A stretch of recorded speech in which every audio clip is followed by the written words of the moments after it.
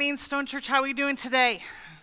Good. All right. Yay, you're awake. This is awesome. Well, it is 11:20, and I'm going to be real with you. I'm kind of hungry, so we're going to go through this. I have to say this every time. Every time I get the opportunity to preach, I love it and I appreciate it. So hear that first, Pastor Matt. But seriously, I get the most interesting chapters every single time. And I was saying this, I think my mom was here first service because my parents came to hear me, which they're awesome. And I was saying something about my word for the year is deeper. And I didn't really know what that might mean. And then every passage I've gotten to preach on, I'm like, I've really had to dive deep. And I'm like, okay, I think that's why. But hey, we are in the series on Revelation. And today we're going to be talking about Revelation 18. So go ahead and grab your Bibles and open it up to Revelation 18. But before we jump in, I wanted to share a little story today. My husband, Joe, just got a new job, and he's been working down in Tri-Cities. And his new job is by Fred Meyer, which is awesome because we live in Sunnyside, and the only really store that we will shop at is Safeway, and that's kind of expensive. And so I was like, hey, can you go to the store, and can you pick up a few groceries for me? And he's like, sure. And I'm like, I'll give you a list, and I sent pictures because I want to make sure he gets the right things. And it's the digital coupons. They expire the next day, so I'm like, you got to go tonight. And he's like, okay. So he goes to the store, he gets the stuff that we need, and he comes home and he unloads all the groceries and puts them all away. The kids and I are gone. We're here in Yakima with him for a meeting up at church, and so he's taking care of all that. And one of the things on the list was lunch meat. And so the next day, I go to work. I work right next to where we live, and it's lunchtime. I'm going home because I'm ready. I'm craving a turkey sandwich because I know he bought turkey because I put it on the list. And I sent a picture of which brand that's on sale. I did all of it. I was very clear. So I get home. I open up the fridge. I look, and I move things around, and I looked. Men move things around, and I looked. I could not find the meat anywhere. And I was like, well, what? And so I was like, well, I don't have time. So I pivot, PB&J, Cooler and Churritos, and I go back to work. So I text Joe. I'm like, hey, where's the lunch meat? And he's like, I bought it. It's in the fridge. I'm like, no, it isn't. And he's like, well, did you check the other fridge? And I was like, well, no, I didn't have time because we have a second fridge, like garage fridge kind of thing, And I was like, all right. So I get home that evening, and I go out to that fridge. I open it, and nothing. It's empty. We don't have anything in there. And I'm like, and I checked the other fridge. I'm like, and I asked Joe, I'm like, where's the meat? And he's like, I don't know. I bought it. I put it away. I'm like, did you? And he's like, yeah. And so then we got busy doing other stuff. And so the next day, we're talking about it again when he gets home. I'm like, seriously, did you buy the lunch meat? He's like, yes, I did. I put it in the car, put it in a bag. And I'm like, where is it? He's like, I don't know. And guess he goes out to our truck. Yeah, you know exactly where this is going. And there's a grocery bag in the truck with some groceries, including all the lunch meat. And this happened just a week ago. So it's not like it's freezing temperatures and it's like winter time. I'm like, we can kind of let it slide. I'll take it. I'll eat it. But I'm like, nope, this we had to throw away. And it was comical because I'm going to be real. This is not the first time he's done this. And in December, actually, he left 3 cartons of ice cream and strawberries in the car, in the garage. And I was like, so frustrated. So I'm like, you're not allowed to do groceries anymore. Like, we're just done. I'll take care of it, no worries. But has something like that ever happened to you that you think that you are storing things correctly? You thought you zippered up the Ziploc bag really tight and really good. You clicked that Tupperware, you burped it, you clicked it, everything is good. Or you put the stuff correctly away in the attic or the basement or whatever, and you go back to that item, you take off the lid, it's moldy. Or you go upstairs, you open up that box, and you find presents of mice. Or you find presents of moth. And things are gone, they're destroyed, they're rusted, and you're like, I thought I stored this good. I thought I did this right. In Matthew chapter 6, verse 19, it says, don't store up treasures here on earth where moths eat them and rust destroys them and where thieves break in and steal. Look, I know we're in a series on Revelation, and we're going to dive into 18 in just a moment. But as I studied and prepped for today, something just really came to mind about Revelation 18.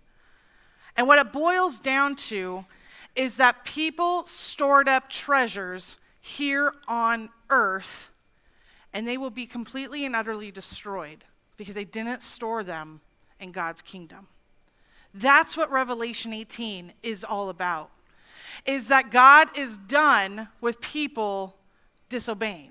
God is done with people depending on worldly things, materialistic things, storing those things up, building their life on those things. He says, no, I'm done. I'm coming back. There's judgment that's going to come. That's what we're going to find today in Revelation 18. Last week in chapter 17, we started talking about Babylon. Now, some believe Babylon is an actual literal city that is going to be created. It once was, but it's been destroyed. Fun fact, Babylon is actually now where Iraq is, and it's a dry, desolate land. But back in the Old Testament times, it was a very prosperous, fruitful nation, and then it got completely destroyed. Well, somehow it's built back up. So some believe it's actual literal city. Some believe it's just more of a name for a new system of government and ruling. But what we do know is that it is completely ruled by the Antichrist. And it is full of everything contrary to God and his life and his way of living. Chapter 17 is about the fall of the false religion that is created by the Antichrist. And you'll see that in chapter 17, that the leaders don't really react to the fall of a false religion. They're like, oh, bummer, all right. They don't really care because religion was never something that they valued. It was something they saw the people value, and it's something they saw that they could deceive the people about, but it didn't matter to them. But in chapter 18, which is where we're going to jump in soon, we see an entirely different perspective on Babylon. Now we're talking about the political and commerce side of it. We're talking about power and wealth and personal pleasure, and it's hitting people where it hurts. This feels applicable to us today. Majority of us in here, I would venture to say, aren't going to fall into false religion. We're going to be able to see through that and the truth of that. But when it comes to this type of Babylon, of wanting and desiring wealth, power, gain, all those things, some of us are going to struggle with that. We're going to fall into that trap. I recently watched the movie National Treasures. Anyone seen that movie? All right, a few, okay. All right, it's on Disney Plus. Go watch it, it's good. During COVID, it was the history lesson for my children. It was great. Nicolas Cage is the main actor in it, and his character is Benjamin Gates. And the whole premise of the movie is that he steals the Declaration of Independence because he believes there is a treasure map on that leads to this great, glorious treasure that his family has been hunting down for years and years and years. Well, he succeeds in stealing the Declaration. He follows all these series of clues, and he stumbles upon the clue where it is a pair of spectacles created by Benjamin Franklin. And he puts on the spectacles, the glasses, and he unrolls the Declaration, and he looks through it, and he moves one lens, and it shows this one view of the clue on the back of the Declaration, and it's like, whoa, they're all like excited. And then later in the movie, he puts the glasses on again, and he realizes, oh, if I switch this other lens, it reveals even more of the clue, and it just, every time he moves the lenses, it reveals more and more. Well, that's what I kind of feel like chapter 17 and chapter 18 is about. Last week we put on the glasses, we're looking at Babylon in one way, and now we're going a little bit step deeper, and we're hearing and we're seeing a bit more. And today, we're going to see what is going to happen to Babylon.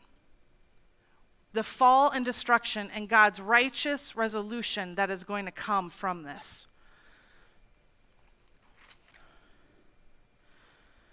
Let's dive into Revelation chapter 18, starting in verse 1. After all this, I saw another angel come down from heaven with great authority, and the earth grew bright with his splendor. He gave a mighty shout. Babylon is fallen, the great city is fallen. She has become a home for demons. She's a hideout for every foul spirit, a hideout for every foul vulture, and every foul and dreadful animal. For all the nations have fallen because of the wine of her passionate immorality. The kings of the world have committed adultery with her because of her desires for extravagant luxury. The merchants of the world have grown rich. We see here that God is beginning the calling out of the sin of Babylon. He's no longer tolerating what is going on. He's done. In the very first verse, it talks about an angel appears with bright, glorious splendor that literally lights up the sky.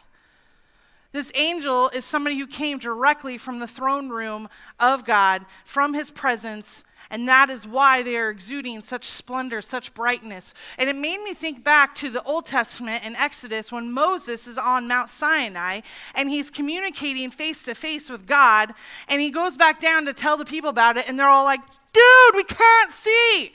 You got to cover. So he puts the veil on himself so he can talk to the people and they can live life, because the glory of God was so huge on Moses. They're like, no, we can't do this. I love that now we see the glory of God is coming in its full splendor for all the world to see, and there's no veil. Because God is saying, I'm here, we're taking action, we're taking names, we're getting this done.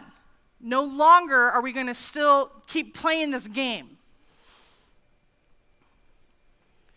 Babylon is described as basically like a red light district or an abandoned like downtown area that has been overrun and overtaken by a bunch of bad people. The rose-colored glasses are gone, and the calling has gone out that God is not allowing this to continue anymore. No more adultery, no more immorality, no adultery or false desires. What the Antichrist has set up to be desirable, to be attractive and wanted, is now being called out for what it truly is: sin. As the Antichrist and all of his followers are living this luxurious lifestyle in Babylon, literally amazing lifestyle, what's going on in the rest of this world? We've learned this in the other previous 17 chapters. You know what's going on? Earthquakes, famine, floods, fires, things being destroyed and taken out. Literally, the rest of the world is living in poverty and dying, and yet we have this whole group of people living in luxury and pride and sin, and they have come to those things because of they are taking advantage of the distraught and the downtrodden and all the things that are going on. They're being liars, they're being cheats, they're being thieves. That's what Babylon has built up. That's the kind of leadership that the Antichrist has brought and that people are falling for and being a part of. The Antichrist has been living extravagantly, but God says no more. We pick this back up in verse 4. Then I heard another voice calling from heaven, "Come away from her, my people. Do not take part in her sins, or you will be punished with her. For her sins are piled as high as heaven, and God remembers her evil deeds. Do to her as she has done to others. Double her plenty for all her evil deeds. She brewed a cup of terror for others, so brew twice as much for her. She glorified herself and lived in luxury, so match it now with torment and sorrow. She boasted in her heart, I am queen on my throne. I am no helpless widow, and I have no reason to mourn. Therefore, these plagues will overtake her in a single day, death and mourning and famine. She will be completely consumed by fire, for the Lord God who judges her is mighty." All right, in verse 4, we see God calling out the last people, the tribulation saints. He's saying, hey guys, last shot, time to get out.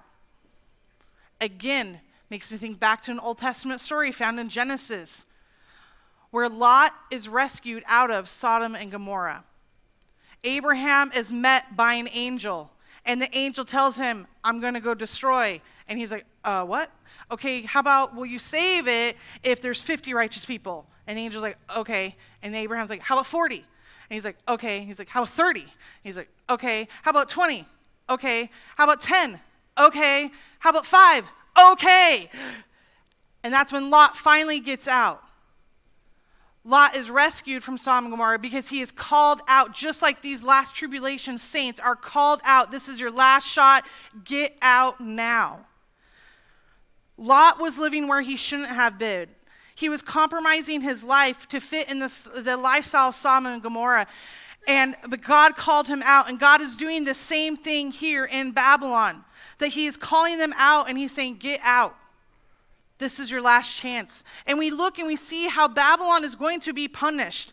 Everything that Babylon has done to the people will be given back to her double. In the New King James Version, there is a word that they use that's called render. Instead of do to her, it says render to her. There's an ancient Greek word that render means to pay back a debt. They are being told she's going to be paying back a debt, to give back what is due. God is going to give Babylon exactly what she deserves.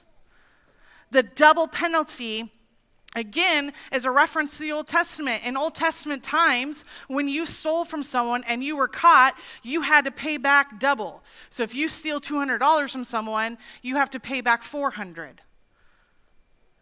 God is now showing us and displaying to us that all of her sins, all the gains that she's had, have not gone unnoticed. Because she's not brought those gains in a good, godly way. This is through the Antichrist, and God's saying, I notice, I see, I'm coming. And it's going to be doubly worse. Babylon has been boasting of living in self-indulgence, living luxuriously, living in pride, saying, I'm the queen, I'm the ruler, I'm this. And the avoidance of suffering. I'm a widow, but I have no suffering. All of these are characteristics of worldliness and materialism. And therefore, the destruction of Babylon will be swift, it will be harsh, and it will be complete and utter total destruction. God sees it. God knows. And the judgment is coming. Or pick it back up in verse 9. And the kings of the world who committed adultery with her and enjoyed her great luxury will mourn for her as they see the smoke rising from her charred remains. They will stand at a distance, terrified by her great torment. They will cry out, how terrible for you, O Babylon, you great city. In a single moment, God's judgment came on you. The merchants of the world will weep and mourn for her, for there is no one left to buy their goods. She bought great quantities of gold, silver, jewels, and pearls, fine linen, purple silk, and scarlet cloth, things made of fragrant fine wood, ivory goods, and objects made of expensive wood, and bronze, iron, and marble. She also bought cinnamon, spice, incense, myrrh, frankincense, wine, olive oil, fine flour, wheat, cattle, sheep, horses, wagons, and bodies, that is, human slaves. The fancy things you love so much are gone, they cry. All your luxuries and splendor are gone forever, never to be yours again.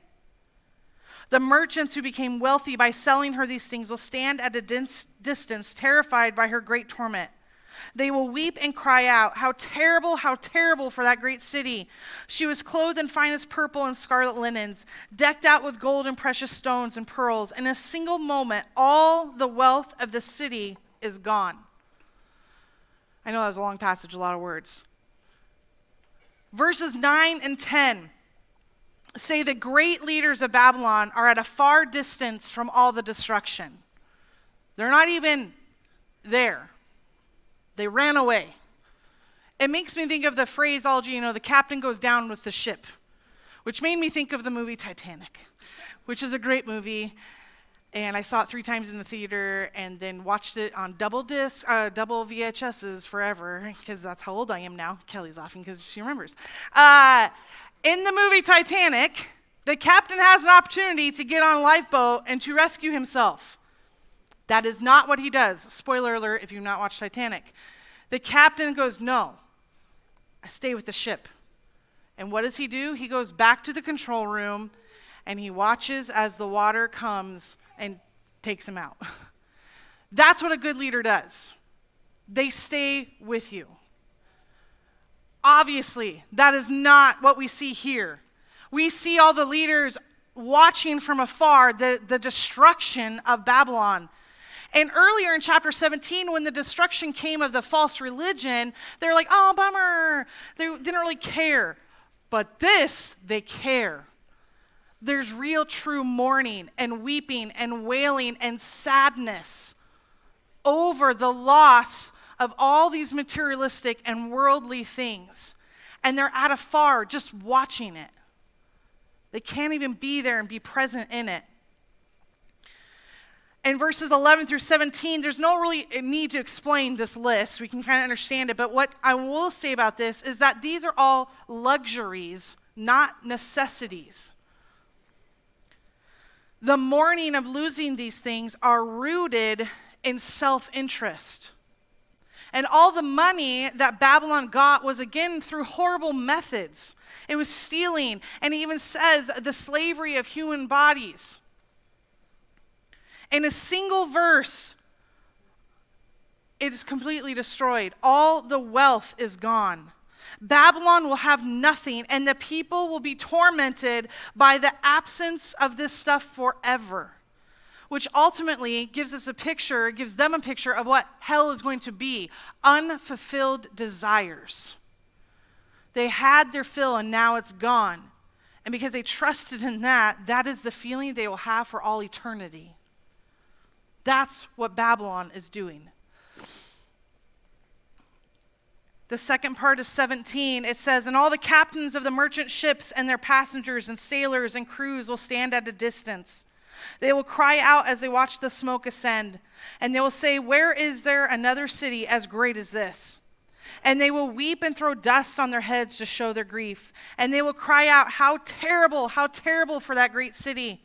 The ship owners became wealthy by transporting her great wealth on the seas, and in a single moment it is all gone.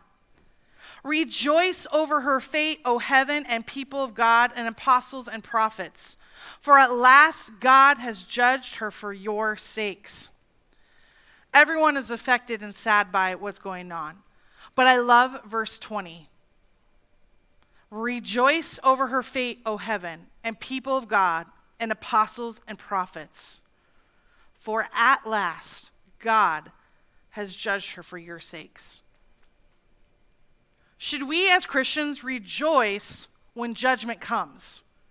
The answer is yes. And I know that might sound a little counterintuitive, like, what? We're supposed to rejoice at the suffering? And it's not that we're rejoicing in the suffering and destruction of people in the city. What we are rejoicing in is the righteous resolution that God is bringing.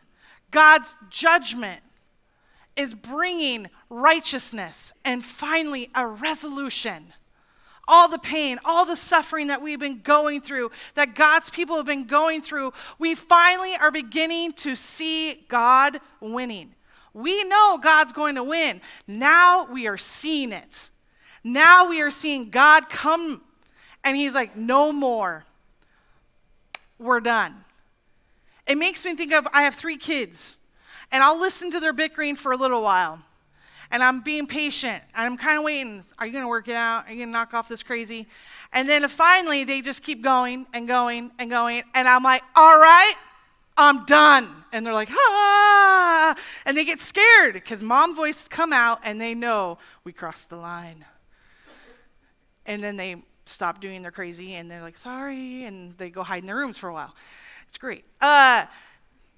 God is doing this right now. He's saying, I'm done. I've let you live your crazy long enough.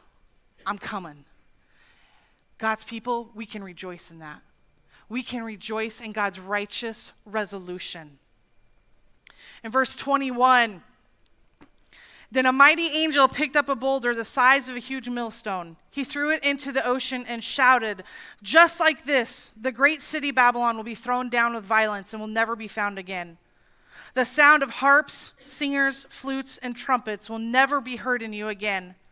No craftsmen and no trades will ever be found in you again. The sound of the mill will never be heard in you again. The light of a lamp will never shine in you again. The happy voices of brides and grooms will never be heard in you again. For your merchants were the greatest in the world, and you deceived the nations with your sorceries. In your streets flowed the blood of the prophets and of God's holy people, and the blood of people slaughtered all over the world. In verse 21, we see the angel throwing a millstone. A millstone is just a giant rock. And with this analogy, with this just picture and description, this rock is probably thousands of pounds heavy, like thousands upon thousands. And it is thrown just like you're throwing a piece of trash into a trash can, into the sea, and everything is wiped out. This shows the complete and speedy destruction of Babylon. In the New Testament, Jesus says in Matthew 18, verse 6, "But whoever causes one of these little ones who believe in me to sin, it would be better for him if a millstone were hung around his neck, and if he were drowned in the depths of the sea." This applies fully to Babylon. Babylon has led others to sin. It's terrible when you sin, when I sin. Absolutely, it's horrible. But you know what's even worse? Is when we lead others to sin. That's exactly what Babylon has done. Is that they have led others to sin. The wrong things we think, say, and do. We miss the mark of God's plan and his design. I love how John ends chapter 18 in his graphic and poetic language of all the cool, fun stuff are going to be gone. No more. It's all going to come to end and to ruin. In verse 24, it says, "In your streets flowed the blood of the prophets and of God's holy people, and the blood of people slaughtered all over the world." God's righteous resolution for all the martyrs is now coming. God takes the persecution of his people as a personal offense. And he will always bring judgment for that. The people of Babylon put all their faith and hope and everything into a system that will rust, that will rot, that will be stolen, that will be moth-eaten, like that first verse. Those people have stored up all their treasures in a system that will be corrupt, that will be destroyed, that will be taken out. That's what these people built their hope and their life on. They built their entire foundation of life on the sand, and when the judgment comes, it crumbles to the depth of the sea, never to be seen again. So what does this mean for us? What does it mean for us today in May 25th, 2025? Well, I hope that you have been able to see the parallelism I've been trying to bring about through New Testament and this and the Old Testament and the warning that this chapter brings us today. This is obviously, it's projecting the end times. And honestly, we're living in the end times, but people have been saying that forever. We've been living in the end times ever since Jesus went back to heaven. But we can fall into the world of Babylon even today by getting tripped up and wanting the power, the wealth, the luxuries, the convenience. And we can get distracted and pulled away. We can so easily fall into the trap of the power and the wealth and self-indulgence and build our lives on that. But eventually, those things are going to fade away. You might get fired from your job or laid off. The stock market might crash. You might get a bad health diagnosis. You might get divorced. Your friends might all leave you. The things that you're building your life on that aren't God, eventually they all will go away. Will you be like the king standing off, crying over it all, no hope, no firm foundation? Or will you be like the saints that God called out in verse 4, saying, "Get out now," standing on that firm foundation?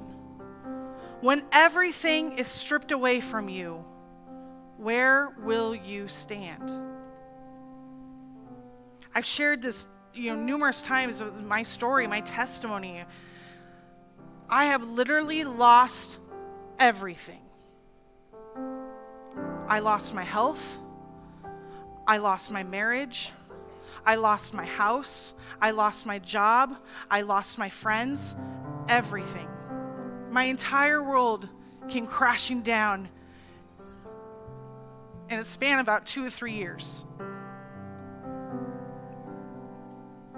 was horrible. I don't recommend it. 0 stars. I had people ask me often in that time, in that season of my life, how are you still standing? Because I'll tell you what, if I built my life only on my marriage, my house, my health, all those things, I wouldn't be standing. I wouldn't be here today. I can tell you that right now. Pretty dark thoughts get in your mind when everything's being ripped away. When you're puking your guts out from chemo. When your husband says they don't love you anymore and they want a divorce. When the house you think you have is ripped out from under you and you have to go live in a basement with your 3 kids and a cat sharing one bed. You get some pretty dark thoughts. If your life is built on those things, the things that are in Babylon, when destruction comes, because destruction will come, you will also be falling to the depths of the sea, never to be seen again. I could have easily gone that route. But because my life has and was built on the solid rock of foundation of Jesus Christ, I can still stand. I didn't go anywhere. The waves of life, they hit me hard, but I stayed standing. Not by my power, but by God's power. I don't say this to brag about myself. Absolutely not. It is all glory to God that I can stand here on this stage this morning. And I can tell you, just like God will do double for payback for the bad, God does double the payback for the good. I can stand here and say, I have and serve a God who is good, and my foundation is firm on him. I'm remarried to an incredible man. We have a house, we have jobs, we have friends, we have family, our kids are healthy, and it's because of God. It's because I stayed on that firm foundation and I didn't fall for the things of Babylon.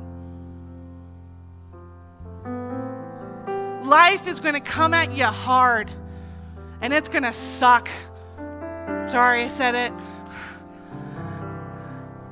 But you can get through it when your firm foundation is Jesus. When you have built up your treasures, not in things that will rust or be moth-eaten or be stolen, but in the storehouse of heaven where it will never rust, it will never be moth-eaten, it will never be stolen. That is where my treasure lies, and that's where our treasure needs to lie as well. God today is saying to some of you out here, I'm calling you out. Stop living in Babylon. Stop storing your treasures there. Stop building your foundation there. I want you to build your foundation on me. Because when the storms and trials of life come, you'll stand firm.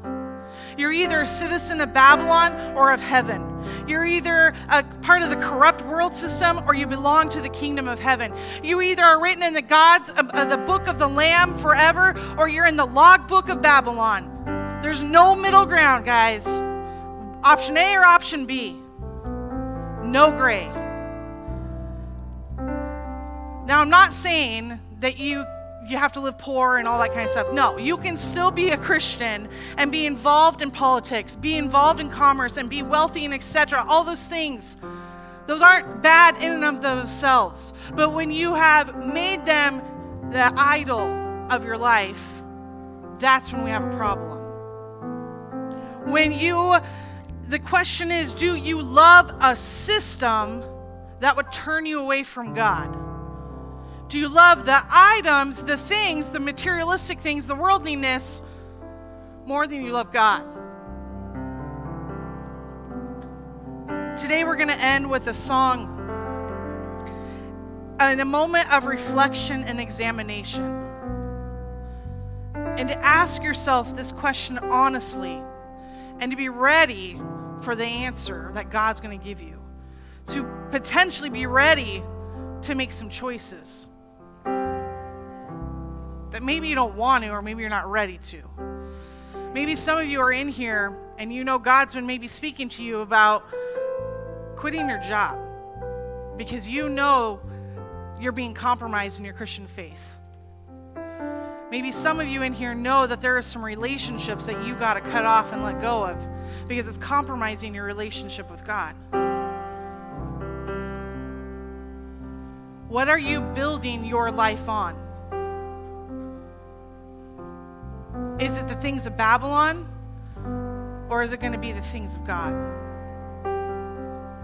The question I want you to ask yourself as we sing this next worship song, this last song, is, do I love this system more than I love God? Do I love Babylon more than I love God? And if the answer is yes, and you realize, shoot, I think I've been doing things wrong, ask God, how do I change this? How do I make this right? Because I'll tell you right now, you don't want to be caught in Revelation 18. This is God's warning to us right now, saying, this is your chance, church. This is the urgency. I love the book of Revelation because it's producing in us, or at least I hope and pray it's producing in all of us, an urgency to share the gospel, because who wants to live in this? No. And I love how God works. That all the things at the end of the Bible and Revelation are also in the beginning. The Alpha and Omega, the beginning and the end. It is all tied together in His Word. It shows us how to live, but we got to make the choice to live on this firm foundation, and not the sand foundation of Babylon. So we ask everyone to stand. I'm going to pray, and then the worship team's going to lead us in one final song. And as we sing, ask yourself the question, do I love the system more than I love God? What is my foundation on? God, I thank you so much for this morning. I thank you for the power of your Holy Spirit speaking to all the hearts and lives in here today. God, I thank you that when we take the time to ask you questions, you will answer us.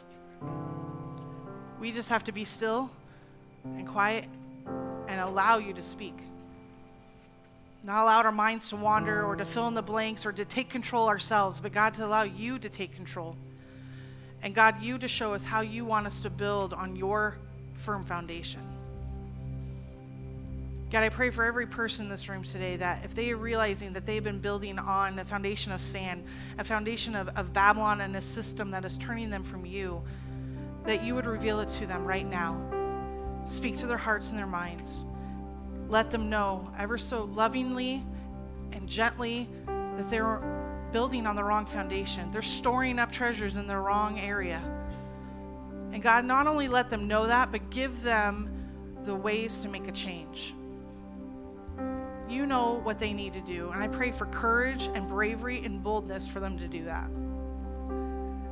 God, I thank you for my church family. I thank you that we can share the hard stuff together, and that together we can reach more and more people for your glory, for your kingdom. Jesus, we love you. We worship you. We praise you. In your name we pray. Amen. Let's go ahead and worship, church.